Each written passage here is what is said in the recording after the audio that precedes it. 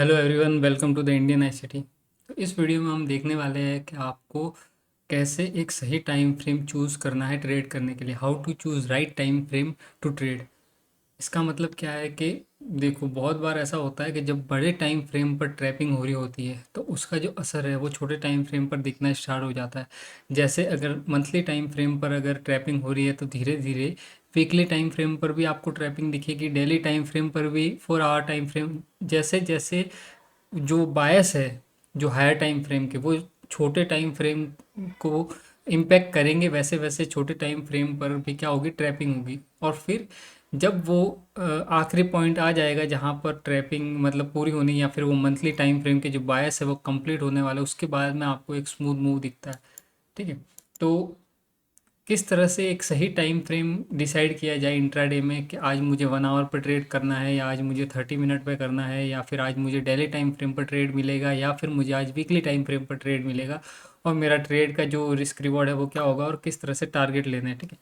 तो ये बहुत ही ज़्यादा इंपॉर्टेंट होता है। लोग क्या करते हैं, एक ही टाइम फ्रेम से चिपके रहते हैं और उनको पता नहीं होता कि आज किस टाइम फ्रेम पर ट्रैप बनना है। छोटे टाइम फ्रेम है ही ट्रैपिंग के लिए। आप समझो, आप 5-15 पर काम कर रहे हो, इक्का दुक्का ट्रेड आपकी सही होगी, लेकिन बाकी टाइम आपको टारगेट नहीं मिलेंगे। आपके वो माइंड सेट को ख़राब करेगा। किस तरह से, एग्जाम्पल लेते हैं कि अगर आप एक 15 मिनट टाइम फ्रेम पर काम कर रहे हो, ठीक है, अगर आप एक 15 मिनट टाइम फ्रेम पर काम कर रहे हो, 15 मिनट टाइम फ्रेम पर काम कर रहे हो, तो आप अगर प्राइस एक्शन पे काम कर रहे हो तो आपका जो रिस्क रिवॉर्ड होता है वो क्या होता है, 1:1, 1:2, 1:3, इस तरह का रिस्क रिवॉर्ड होता है। ठीक है। 1:1, 1:3, या तो 1:1 होगा, 1:2 होगा, या 1:3 होगा। आपके जो एक्चुअल जो फाइनल टारगेट होते हैं वो होते हैं 1:3, और जो एकदम सही टारगेट है जिससे आप प्रॉफिटेबिलिटी अचीव करते हो वो 1:2 होते हैं। लेकिन जब हायर टाइम फ्रेम पर ट्रैपिंग होना स्टार्ट होती है, ठीक है, तब इस टाइम फ्रेम पर जिस पे आप काम कर रहे हो, चाहे वो 5 मिनट हो, 15 मिनट हो, 30 मिनट हो, ठीक है, वहाँ पर आपको टारगेट नहीं मिलते हैं। जैसे आपका टारगेट मान के चलो यहाँ है, और प्राइस यहाँ से नीचे आ रहा है, ठीक है, उसके बाद में आप सोचते हो मैं यहाँ से कहीं, या यहाँ पर जैसे ही इसको ब्रेक करेगा मैं बाय करूँगा, ठीक है, और मेरा टारगेट ये होगा, तो आपका एसएल तो ये होगा, लेकिन मार्केट आपका टारगेट ना देकर आपका क्या कर देगा, एसएल हिट कर देगा, या फिर आपको ट्रेलिंग एसएल लेकर बाहर निकलना पड़ेगा। इससे लोग समझते नहीं है कि क्या होता, उनका जो माइंड सेट है वो खराब होता है यहाँ पर। कैसे? क्योंकि वो अपने टारगेट अचीव नहीं कर पाते। जब कोई इंसान कोई ट्रेड बनाता है, उसने सोचा मैं यहाँ पर एंट्री करूँगा, ठीक है, और ये मेरा टारगेट है, और अगर उसको बार बार जब अपने टारगेट ना मिले तो उसका माइंड सेट क्या होता है, वो खराब होता है। फिर वो जल्दबाजी करने लग जाता है, उसको थोड़ा प्रॉफिट दिखता है वो निकल जाता है, फिर मूव आता है, फिर वो गलत टाइम पे एंट्री बनाता है, उसका लॉस होता है। तो इस तरह जो मार्केट की एल्गोरिदम है वो हमारे माइंड से खेलती है, हमारे माइंड सेट को एक सही फॉर्म में बनने नहीं देती, जिससे हम प्रॉफिटेबल बन पाए। क्यों? क्योंकि आप जो सीख रहे हो, जो प्राइस एक्शन सीख रहे हो, जो भी आपको सिखा रहा है वो कहीं ना कहीं ये बुनियादी भूल कर रहा है, वो खुद भी और आपको भी। वो खुद भी प्रॉफिटेबल नहीं है और आपको भी प्रॉफिटेबल बनने नहीं देगा। क्यों? क्योंकि उस तरह का माइंड सेट नहीं है उसके पास में। वो नहीं समझ पा रहा है कि मुझे किस टाइम फ्रेम पर काम करना है। बस वो एक ही टाइम फ्रेम से चिपका हुआ है, और वो ही बस बार बार आता है और उसी पर ट्रेड करता है, और उसका पैसा नहीं बनता। तो हमें कैसे पता चलेगा कि एकदम सही टाइम फ्रेम क्या है आज के लिए, या कल के लिए, या नेक्स्ट वीक के लिए? इंट्राडे में एक सही टाइम फ्रेम क्या हो सकता है? आपको मैं एक चीज़ और बताता हूँ। देखो, हर दिन बहुत ही बड़े बड़े ट्रेड नहीं मिलते हैं, 400 पॉइंट, 500 पॉइंट की, इस तरह के ट्रेड नहीं मिलते हैं।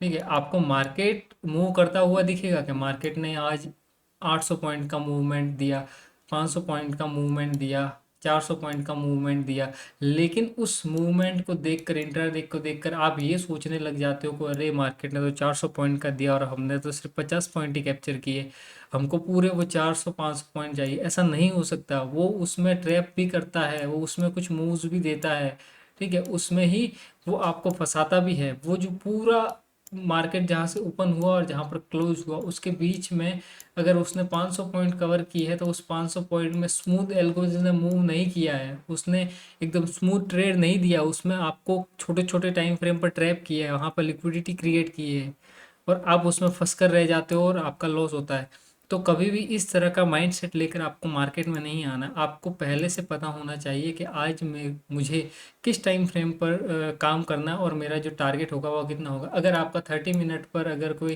ट्रेड बन रहा है, जैसे डेली टाइम फ्रेम के बायस थे, मान के चलो डाउन साइड थे, ठीक है।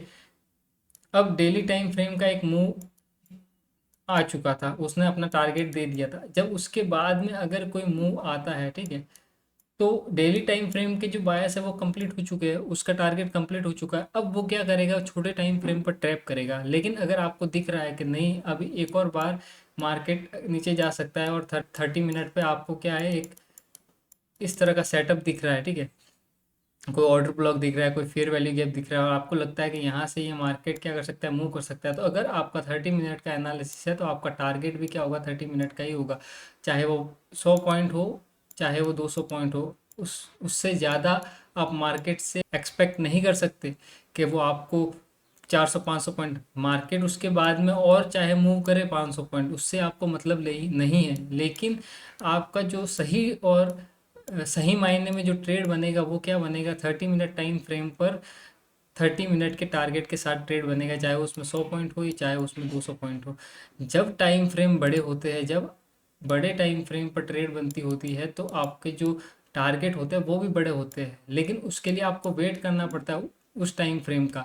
इसका मतलब ये नहीं है कि आप 30 मिनट पर आप ट्रेड बना रहे हो, आप 15 मिनट पे ट्रेड बना रहे हो, आप सोच रहे हो मैं 400 500 पॉइंट 1000 पॉइंट का मूव कैप्चर कर दूं, तो वैसा नहीं होता है।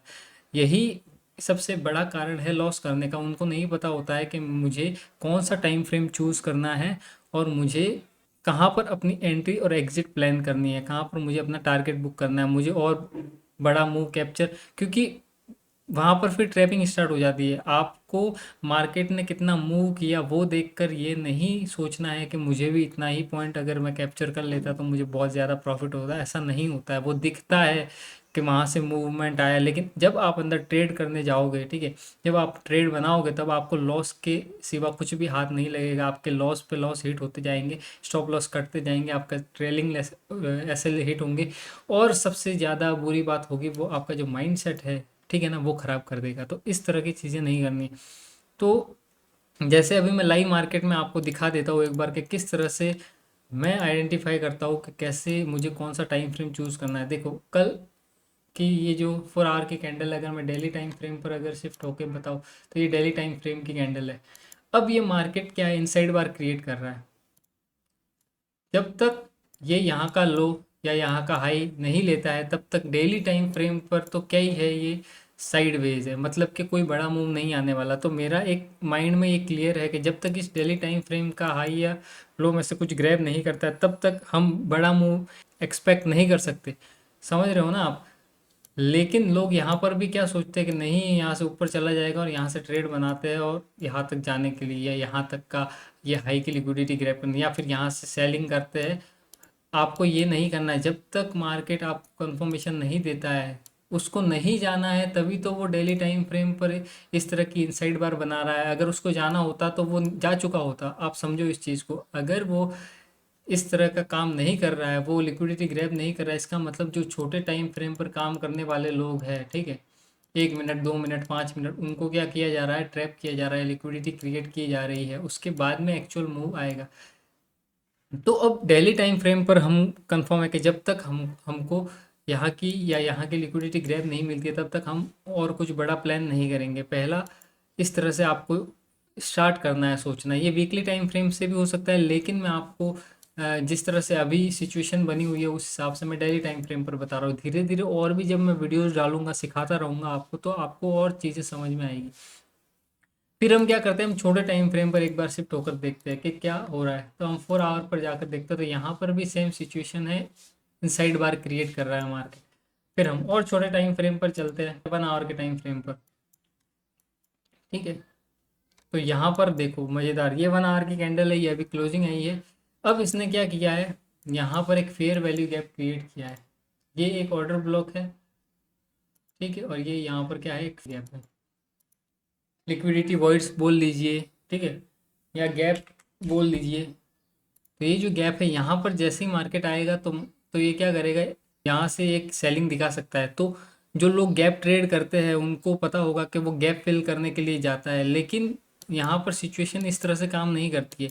हमको प्रोबेबिलिटी भी देखनी होती है, क्या ये गैप फिल करने के बाद में, उसके बाद में ये यहाँ से स्मूथ मूव देगा, यहाँ पर ये जो इक्वल लोज क्रिएट किया है इसको ग्रैब करेगा, यहाँ की लिक्विडिटी ग्रैब करेगा या नहीं करेगा। तो ये कैसे पता चलेगा, इस चीज़ के बारे में आपको समझना बहुत ज़्यादा ज़रूरी है। मैंने आपको बताया था मार्केट स्ट्रक्चर के बारे में। मार्केट स्ट्रक्चर बहुत ही ज़्यादा इंपॉर्टेंट है। अगर आप उसको इग्नोर कर रहे हो, आप सिर्फ ऑर्डर ब्लॉक और फेयर वैल्यू गैप देखकर ट्रेड कर रहे हो, तो कहीं ना कहीं आप खुद अपने जो ट्रेड की प्रोबेबिलिटी है उसको बहुत ज़्यादा कम कर रहे हो। अगर कोई ट्रेड अच्छा है, उसकी प्रोबेबिलिटी 70-80% 90% की है, तो वहाँ पर आपको सारे कंफर्मेशन देखने होंगे, आपको मार्केट स्ट्रक्चर देखना होगा, आपको पीओआईज देखने होंगे, आपको अलग अलग टाइम फ्रेम के फेयर वैल्यू गैप और ऑर्डर ब्लॉक देखने होंगे, और आपको लिक्विडिटीज़ भी देखनी होगी। ये सारी चीज़ें जब आप देखोगे तब आप पाओगे कि हाँ, मुझे एक परफेक्ट सेटअप मिलता है। और उसके बाद में जो आप वहाँ पर ट्रेड बनाते हो तो आप कॉन्फिडेंट होते हो, ठीक है। आपके अंदर एक विश्वास होता है कि नहीं, मैं अगर यहाँ से ट्रेड बनाऊंगा तो यहाँ तक एक स्मूथ मूव आएगा ही आएगा, तब आप बैठ पाओगे इस ट्रेड में। नहीं तो फिर क्या करोगे, जैसे थोड़ा प्रॉफिट दिखेगा आप बुक करके बाहर निकल जाओगे। क्यों? क्योंकि लेक ऑफ कॉन्फिडेंस, आपके अंदर वो कॉन्फिडेंस नहीं है कि आप उसको वहाँ तक होल्ड कर पाओ। क्यों? क्योंकि आपका एनालिसिस उस तरह का नहीं है, आपने इस तरह की चीज़ों पे काम नहीं किया, आपने ऐसी ट्रेड कैप्चर नहीं किए, तो आपको दिक्कतें आती ही आती है। अब देखो कि हमने हमने देखा कि यहाँ पर एक लिक्विडिटी वॉइड्स क्रिएट हो रहा है, यहाँ पर एक ऑर्डर ब्लॉक है, ठीक है। अब चीज़ें क्या है, चीज़ें इस तरह से है कि मैंने आपको बताया कि मार्केट स्ट्रक्चर आपको देखना बहुत ही ज़्यादा ज़रूरी है। यहाँ पर ब्रेक ऑफ स्ट्रक्चर हुआ, उसके बाद में ये इसने क्या दिया, पुल बैक दिया, और यहाँ पर अभी ब्रेक ऑफ स्ट्रक्चर नहीं हुआ है, नहीं हुआ है। जब तक ये ब्रेक ऑफ स्ट्रक्चर नहीं होता है तब तक इस ऑर्डर ब्लॉक की जो प्रोबेबिलिटी है वो 50-60% से ज़्यादा नहीं है, आप समझो। क्यों? क्योंकि डेली टाइम फ्रेम पर तो क्या बन रही है, इनसाइड बार बन रही है। अब ये यहाँ पर 1 आवर पर आकर ये गैप, जो कि डेली टाइम फ्रेम पर कुछ भी नहीं है, यहाँ का गैप अगर वो लेता है और यहाँ से आपको अगर सेलिंग दिखाता है, तो आप क्या करोगे, सेल करना स्टार्ट कर दोगे। लेकिन एक्चुअल में वो आपको टारगेट ना देकर आपका एसएल हिट कर ले, और फिर आप बोलो कि नहीं, आईसीटी काम नहीं करता, या फिर वो मैंने जो सिखाया वो काम नहीं करता, तो आप कहीं ना कहीं गलत देख रहे हो। क्योंकि बड़े टाइम फ्रेम पर क्या हो रहा है, बड़े टाइम फ्रेम पर ट्रैपिंग हो रही है, मंथली टाइम फ्रेम पर ट्रैपिंग हो रही है, डेली टाइम फ्रेम में इनसाइड बार क्रिएट कर रहा है। फिर अगर आप छोटे टाइम फ्रेम पर जाकर और इस तरह का गैप आइडेंटिफाई करते हो, फिर यहाँ से सोचते हो कि मुझे मूव क्यों नहीं मिला, या फिर मेरा जो टारगेट है वो क्यों नहीं आया, मेरा एसएल क्यों हिट हुआ, तो यहाँ पर किसकी गलती है, वो आपकी गलती है, आपने चीज़ों को नहीं समझा। इस गैप की प्रोबेबिलिटी बहुत ज़्यादा कम है। अगर यहाँ से मूव आ भी जाता है, मैं बोलता हूँ यहाँ से मूव एक आ भी जाता है, पर आप उसको देखकर बोलते हो अरे यार यहाँ से तो मूव आ गया, अच्छी बात है, आज आ सकता है, लेकिन इस चीज़ की प्रोबेबिलिटी क्या है, वो कम है। तो ऐसी सिचुएशन में हम क्या करते हैं, हम अपनी क्वांटिटी बहुत ही ज़्यादा कम कर देते हैं कि अगर हमको लॉस भी होगा तो बहुत छोटा सा लॉस होगा, और अगर प्रॉफिट होगा तो अच्छी बात है। कुछ भी हो, प्रॉफिट प्रॉफिट प्रॉफिट होता है। 1 रुपये का भी अगर प्रॉफिट आप निकाल रहे हो ना दिन का, तो वो भी प्रॉफिट है, लॉस करने से तो कहीं ज़्यादा बेहतर है। तो छोटी क्वांटिटी से हम रिस्क लेते हैं, ताकि क्या, अगर मूव आएगा भी तो हमको क्या मिलेगा, कुछ ना कुछ पैसा मिलेगा। दूसरी तरफ अगर ये यहाँ पर ना जाकर और यहाँ पर ब्रेक ऑफ स्ट्रक्चर कर देता है, ये आकर यहाँ पर क्लोजिंग कर देता है, तब इस ऑर्डर ब्लॉक और इस गैप की जो प्रोबेबिलिटी है वो क्या हो जाएगी, बढ़ जाएगी, वो 70 और 80% हो जाएगी। तब हम क्या होंगे, जब और ज़्यादा कॉन्फिडेंट होंगे कि अगर मार्केट क्या करता है, यहाँ से अगर फिर से ट्रैप करता हुआ ऊपर आता है तो मार्केट आपको स्मूथ मूव देगा। इसका रीज़न क्या है, मैं आपको चीज़ बताता हूँ, एल्गोस किस तरह से काम करती है। इस पॉइंट को आप ले लो ट्रैपिंग जोन, किसका, इंस्टीट्यूशन ट्रैपिंग जोन ले लो, या फिर एल्गोस का ट्रैपिंग, जहाँ पर ट्रैप करती है। कैसे ट्रैप करती है, देखो पहले इसने क्या किया है, मार्केट में क्या बनाया है, एक डाउन ट्रेंड के बायस क्रिएट की है, ठीक है। रिटेलर क्या देखता है, रिटेलर यही देखता है, प्राइस एक्शन देखता है कि हाँ प्राइस क्या कर रहा है, लोअर लो ब्रेक कर रहा है, प्राइस क्या कर रहा है, प्राइस एक्शन बनाते हुए नीचे जा रहा है। इसका मतलब क्या है कि प्राइस यहाँ से जब ब्रेक करेगा तो क्या करेगा, नीचे जाएगा स्मूथली, यहाँ की जो लिक्विडिटी है वो ग्रैब करेगा। कर सकता है, मैं ऐसा नहीं बोल रहा कि नहीं कर सकता, लेकिन उस तरह से हम काम नहीं करते। हम क्या करेंगे, हमको पता है कि ओवरऑल जो ट्रेंड है, ठीक है, मंथली टाइम फ्रेम पर ट्रैपिंग हो रही है, लेकिन ओवरऑल जो ट्रेंड है वो क्या है, अभी तक अप ट्रेंड बना हुआ है, ठीक है। लेकिन छोटे टाइम फ्रेम पर क्या बता रहा है, ये सेलिंग बता रहा है, क्योंकि ज़्यादातर जो रिटेलर होते हैं वो क्या करते हैं, छोटे टाइम फ्रेम पर ट्रेड करते हैं, उनको ट्रैप करना आसान है और वो लॉस लेते हैं। अब क्या होगा, ये जो पॉइंट है वो ट्रैपिंग जोन कैसे है, रिटेलर के माइंडसेट से समझते हैं। यहाँ से जैसे ही यहाँ पर ब्रेकडाउन दिखाएगा, ठीक है, रिटेलर को, रिटेलर क्या करेंगे, यहाँ पर सेल करेंगे सब। क्यों, क्योंकि उन्होंने यही सीखा है, प्राइस एक्शन। प्राइस एक्शन वो यहाँ पर सेल करेंगे, उनका एसएल कहीं होगा 1 मिनट पे, 5 मिनट पे जो भी काम कर रहे हैं उनका उसका एसएल बनता है। अब यहाँ पर बहुत सारे रिटेलर जो कि 99% माइंडसेट के साथ में काम करते हैं, जो प्राइस एक्शन देखते हैं, ठीक है, वो यहाँ पर क्या करेंगे, सेल करेंगे। जब यहाँ पर सब लोग सेल कर रहे हैं तो बाय कौन कर रहा है, क्या आपने ये कभी सोचा, यहाँ पर बाय कौन करेगा, क्योंकि बाइंग ऑर्डर के बिना तो सेलिंग संभव नहीं है। अगर यहाँ पर रिटेलर सब सेल कर रहे हैं और कोई बाय नहीं कर रहा तो यहाँ पर सेलिंग ऑर्डर ही नहीं लगेंगे उनके, मतलब यहाँ पर कोई ना कोई बाय कर रहा है। अब आप ये सोचो कि जिसको, जो सोचता है ना, जो रिटेलर का, मुझे सब आता है, मुझे प्राइस एक्शन पता है, मुझे यहाँ पर ब्रेक डाउन पे बाय करना है, ठीक है, वो लॉस क्यों करता है, यहाँ पर जो बाइंग कर रहा है वो प्रॉफिट क्यों करेगा। मैं आपको रीज़न बताता हूँ। अगर मार्केट को ब्रेक ऑफ स्ट्रक्चर दिखाकर फिर यहाँ से ट्रैप करने के बाद में, रिटेलर को बाइंग साइड में ट्रैप करने के बाद में, फिर यहाँ से अगर स्मूथ मूव देना है, ठीक है, जैसे इस तरह से देखो, ये यहाँ पर सेलिंग करवाई हमने, एक इंस्टीट्यूशनल मूव कैप्चर किया था, उसके बाद में रिटेलर से सेलिंग करवाई, यहाँ पर कोई पैसा नहीं बनता, थोड़ा बहुत। फिर मार्केट ने क्या किया, इनका एसएल, और यहाँ पर एक बढ़िया ऑर्डर ब्लॉक था छोटे टाइम फ्रेम का, और डेली टाइम फ्रेम का भी ऑर्डर ब्लॉक था यहाँ पर। यहाँ से इसने रिजेक्शन दिखाया और बहुत ही स्मूथ के अंदर, मैं पूरा मूव कैप्चर नहीं कर पाया था, लेकिन मैंने काफ़ी ज़्यादा मूव कैप्चर किया था यहाँ पर। ये जो आधा मूव है ये मैंने कैप्चर किया था, और जो मैंने ट्रेड अपलोड की थी वो दूसरी ट्रेड थी, उस ट्रेड की बात भी नहीं कर रहा हूँ मैं। और ये जो मैंने मूव कैप्चर किया था ये भी दूसरी ट्रेड थी, ठीक है। तो मैं सारी ट्रेड नहीं अपलोड करता हूँ, जो मुझे सही लगता है कि हाँ इससे कुछ सीखने को मिलेगा, या फिर ये दिखने में अच्छा लग रहा है, तो फिर मैं वो अपलोड कर देता हूँ। तो हम क्या देख रहे थे, यहाँ पर क्या करेंगे, रिटेलर जैसे ही ब्रेकडाउन आएगा वो क्या करेंगे, सेल करेंगे।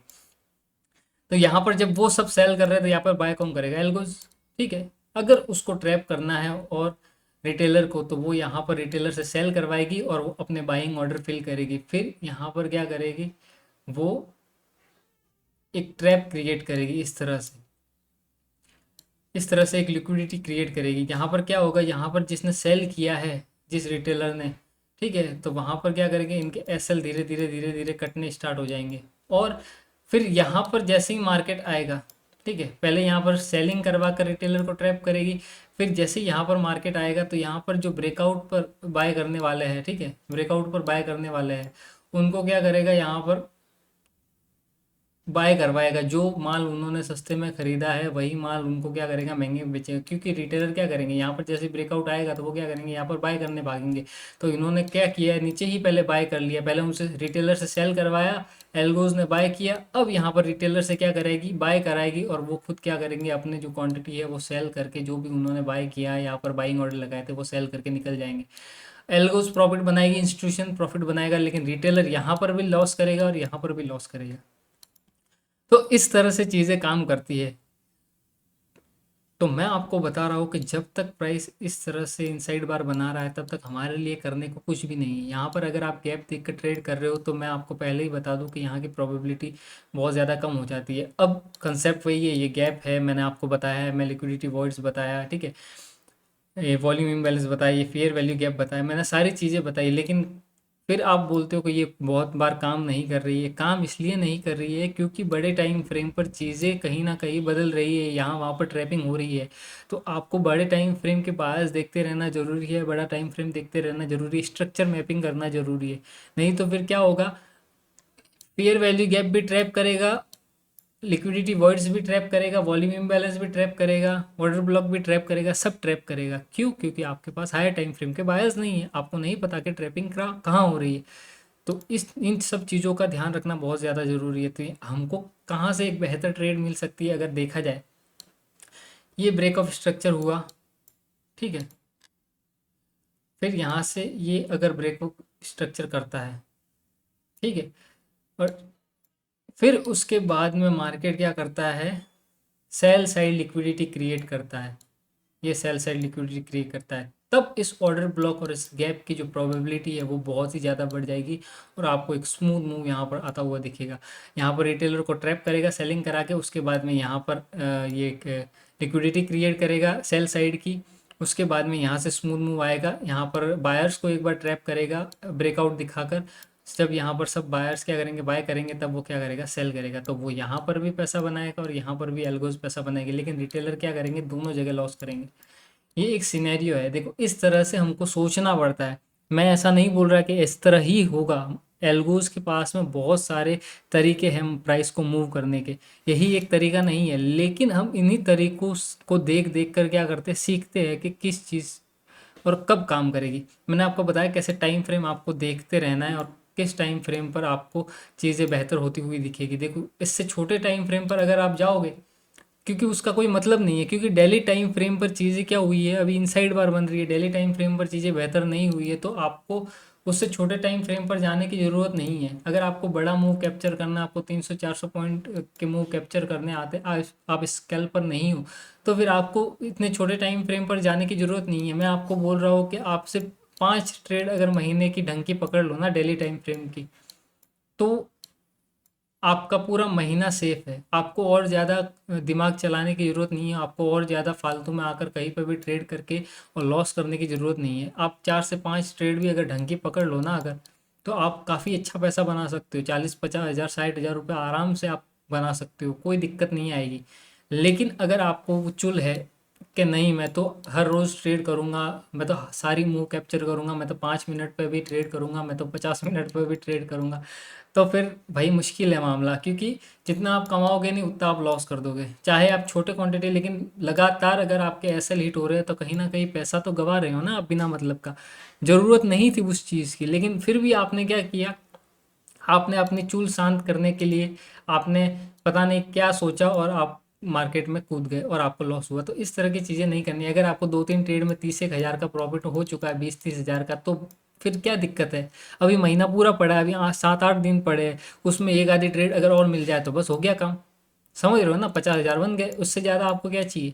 क्योंकि आपके पास पैसा जितना है ना उस हिसाब से ये रिटर्न बहुत ज़्यादा है। आप सोचो मत कि नहीं मुझे तो 50 हज़ार नहीं, मुझे तो 5 लाख रुपए कमाने हैं, तो आप ले आओ 50 लाख रुपए, कमाओ 5 लाख रुपए, मैं मना नहीं कर रहा। लेकिन आपका जो कैपिटल है उस हिसाब से ही आपको क्या करना है, मार्केट से एक्सपेक्ट करना है कि मुझे पैसा मिलेगा, कुछ रिटर्न मिलेगा। इस ऐसा नहीं है कि आप डबल करने के लिए अगर आप मार्केट में आ रहे हो तो फिर पैसा नहीं बनेगा। तो इस तरह से आपको चीज़ें क्या करनी है, आइडेंटिफाई करनी है। जब आप इस तरह से चीज़ें सोचना शुरू करोगे धीरे धीरे, तब आप क्या देखोगे कि मुझे प्रॉफिटेबिलिटी दिख रही है, अब मैं सही ट्रेड कैप्चर कर रहा हूँ। महीने की 8-10 ट्रेड भी काफ़ी है। अगर आप ढंग की 8-10 ट्रेड महीने की ले लो, बाकी टाइम रेस्ट करो, मज़े करो, कोई दिक्कत नहीं आएगी आपको जीवन जीने में। कि ये कि कम पैसा है, भाई बहुत पैसा है, दिक्कत नहीं है, लेकिन आपको उसको संभालना नहीं आता। आपको प्रॉफिट होता है 2-4 ट्रेड में, बढ़िया 20-30 हज़ार रुपये मिलते हैं, फिर आकर आप गलती करते हो, आकर ट्रेड बनाते हो, ज़बरदस्ती की ट्रेड लेते हो और आप लॉस करते हो, और वो जो पैसा है वो चला जाता है। आपके पास पैसा आ चुका है, आपको वो देखना है कि मैंने 3-4 ट्रेड में कितना पैसा बनाया। अगर मैंने 20 हज़ार रुपये, अगर आप 50 हज़ार से कर रहे हो और अगर आपने 15 हज़ार रुपये बना लिया है तो वो बहुत अच्छी बात होती है, वो कम नहीं है। आपने 15 हज़ार बना लिया, अब उसको कैसे बचाना है, आपको ये सोचना है कि अरे देखो मेरी 4 ट्रेड अच्छी निकली है तो अब मैंने 15 हज़ार बना लिया है। अब आपको जब चीज़ें मार्केट में समझ नहीं आ रही है तो आप क्यों कूद रहे हो, आपके पास पैसा पड़ा है। जब आपको समझ में आएगी, चाहे इस हफ्ते या नेक्स्ट वीक, कभी भी जब आपको समझ में आए कि हाँ ये ट्रेड है, वहाँ पर आप ट्रेड बनाओ। अगर वो ट्रेड, क्योंकि उसकी प्रॉफिट में जाने के चांसेस ज़्यादा हो जाएंगे। और अगर आप इस तरह की एक और ट्रेड अगर आप कैप्चर कर लेते हो और मान के चलो उसमें 5 हज़ार और बना लेते हो, तो आपके 20 हज़ार हो जाएंगे। तो आपने 50 हज़ार पर 20 हज़ार रुपये बनाए, ठीक है। तो ये बहुत ही अच्छी बात है। 40% के आसपास अगर आप बनाते हो तो बहुत अच्छी बात होती है, ये बहुत अच्छे रिटर्न है। और इसको फिर बचा के रखना है। आप बचा के कैसे रखोगे, जब आप सही ट्रेड करोगे और अननेसेसरी लॉसेज नहीं करोगे, ठीक। तो इस चीज़ का ध्यान रखना है। और मुझे लगता है इस वीडियो से आपको बहुत हेल्प मिली होगी। आपको कुछ सीखने को मिला होगा। और इस तरह के अगर वीडियोज़ चाहिए तो कमेंट करना। और जो लाइव ट्रेड के वीडियोज़ है मैं सोचूंगा उसके बारे में, मैं उसको और बेहतर बनाने की कोशिश करूंगा ताकि आपको और अच्छे से समझ में आए चीज़ें और आप अच्छे से सीख पाओ। ठीक है, thank you so much, stay tuned.